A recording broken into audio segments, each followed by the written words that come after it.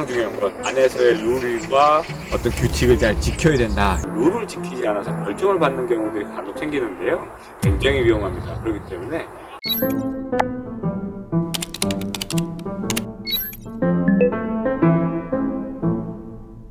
안녕하세요. 청소년보호구역 이상한 변호사입니다. 오늘은 저희 의뢰인분 자녀분 중에 한 분이 안타깝게도 소년보호심사원에 입소했다고 저희가 듣고 입소한 이후에 저희로 보험 찾아주셔서 오늘은 제가 소년보호심사원에 접견을 가는 날입니다.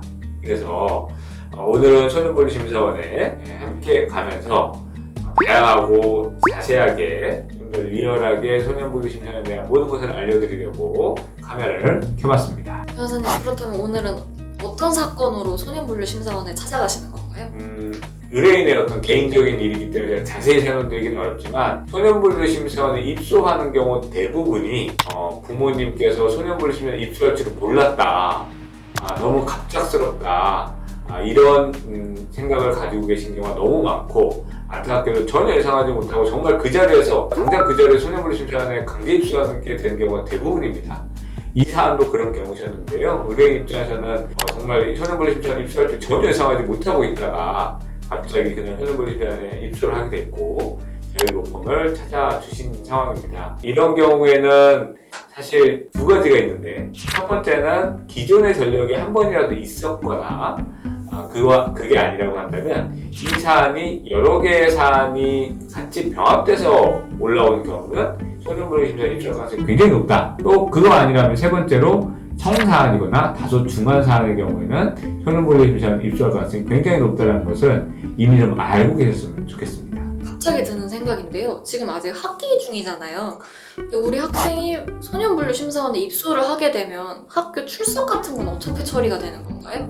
지금 저희가 촬영일 기준으로 12월이거든요. 12월 아직 학기 중인데 만약 소년분류심사원에 입소를 하게 되면 보호자분께서 학교에 그 사실을 통지하면 학교에서는 법률 규정상 당연히 출석 일수로 인정되도록 되어 있습니다. 그래서 출석 자체는 큰 문제는 없어요. 다만 학교에 그 사실을 알리셔야 됩니다. 그러니까 우리 아이가 소년분류심사원에 입소했어요. 이걸 알려야 되고 갑자기 수업 받던 친구가 없어졌잖아요. 그러니까 친구들 입장에서는 그 사실을 모를 수가 없어요.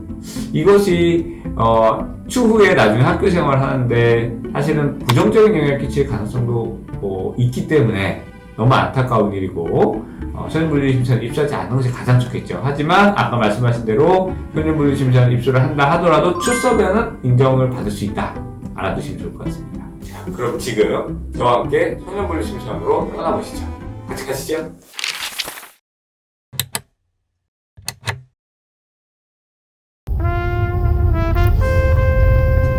네, 소년분류심사원에 다 왔습니다.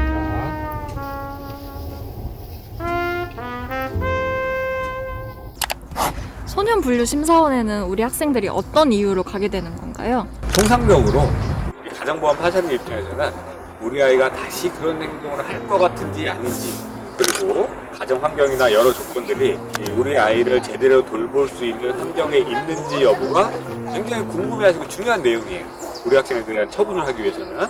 그런데 이 사건도 워낙 많고 하기 때문에 판사님이 우리 아이를 볼 수 있는 시간이 너무 짧습니다. 그래서 사안이 중하고 우리 학생이 어떤 환경에서 자라고 있는지, 그래서 이제 다시 그런 행동을 할 것 같은 여부를 판단하기 위해서 이런 전문 기관에 위탁해서 맡기는 것입니다. 그래서 소년분류심사원에 가면 전문가들이 선생님이신데 이제 선생님이랑 불리는데 그분들이 우리 아이가 앞으로 또 그런 행동을 할 것 같은지 아닌지, 룰을 잘 지키는지 안 지키는지 이런 것들을 심층적인 면담이나 이제 생활을 관찰을 통해서 보시고 보고서를 가정법원에 제출을 하게 됩니다. 판사님 입장에서는 그 보고서를 신뢰하고 그 보고서에 나와 있는 내용을 바탕으로 우리 아이에 대한 적절한 처분을 하게 되는 것이죠.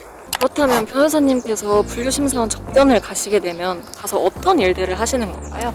가장 중요한 게 입소한 지 며칠 후에 가서 우리 아이가 또 많이 놀랐을 수 있습니다.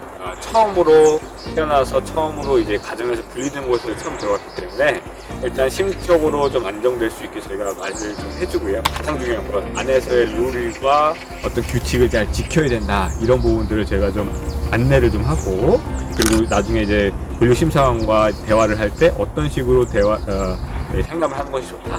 그리고 앞으로의 생활은 어떻게 하는 것이 좋다라고 상세하게 안내를 해줍니다. 그게 우리 학생이 약 한 달 동안 생활할 때 지침이 되는 것이고 중요한 부분일 수 있어요. 안에서 학생들끼리 싸우고 뭐 벌점받고 이러면 그럴 필요가 없는 사안일 수도 있는데 우리 소년원이라든지 중환처럼 나올 가능성이 대단히 높아요.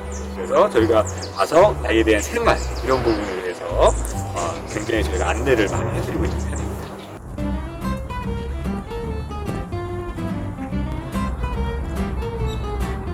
소년분류심사원에서 지내는 기간은 어느 정도인가요? 보통 소년분류심사원에서 기간은 3주에서 4주 정도로 생각하시면 됩니다. 대부분의 경우가 3주에서 4주 이내에서 결정이 되는데요.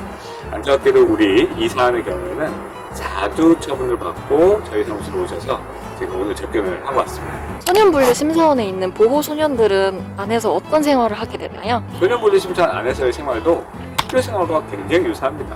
강의를 듣거나 아니면 학교 폭력 예방 교육 또는 뭐 영화를 보기도 하고요. 학교에서의 생활과 굉장히 유사한데 다른 점은 결정적이지만 강제 입소이기 때문에 쉽게 자유롭게 밖으로 나갈 수 없다. 이 부분이 굉장히 큰 차이라고 보시면 되겠습니다. 그래서 안에서의 생활은 너무너무 중요한데 합숙 생활을 하다 보니까 학생들 사이에 다툼이 생기거나 룰을 지키지 않아서 벌점을 받는 경우들이 간혹 생기는데요. 굉장히 위험합니다. 그렇기 때문에 안에서 상점을 많이 받고 모험적인 생활을 하는 것이 상당히 중요하다. 이렇게 좀 말씀을 좀 간곡하게 당부를 드리고 오고 있습니다. 그렇다면 심사원에서 나온 이후의 절차는 어떻게 진행되나요?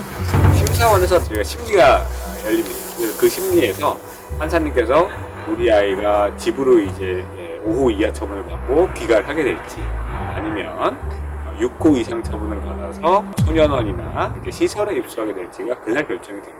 그렇기 때문에 굉장히 중요한 날 그 전에 이미 판사님께서 결정을 어느 정도 해오시기 때문에 우리 보호소년이나 보호자 입장에서는 필요한 자료들이나 유리한 것들을 그 전에 미리 충분히 제출해서 우리 아이가 강제 입소하는 일이 없도록 준비를 해야겠습니다.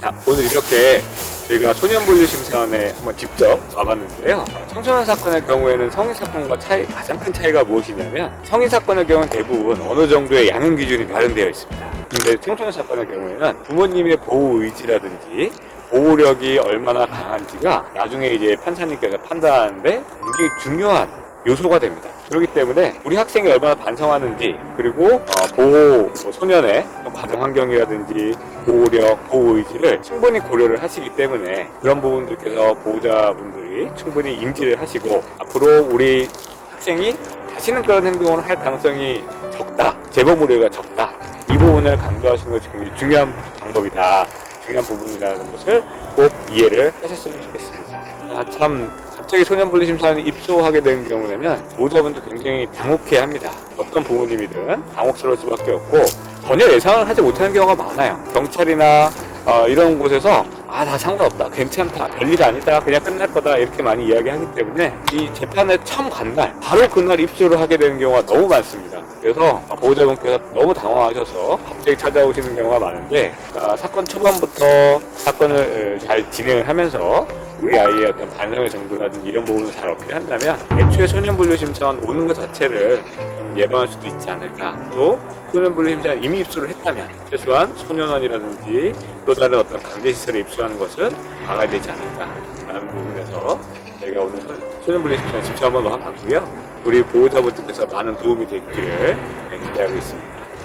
이번 영상으로 우리 학생들과 학부모님들 사이에서 많이들 궁금해하시는 소년분류심사원에 대해서 한번 이야기를 나눠봤습니다.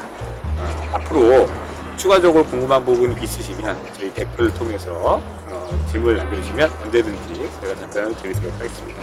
앞으로 좀 더 유익한 모습을 찾아뵙고요. 이상 청소년 보호구역의 이수환 변호사였습니다.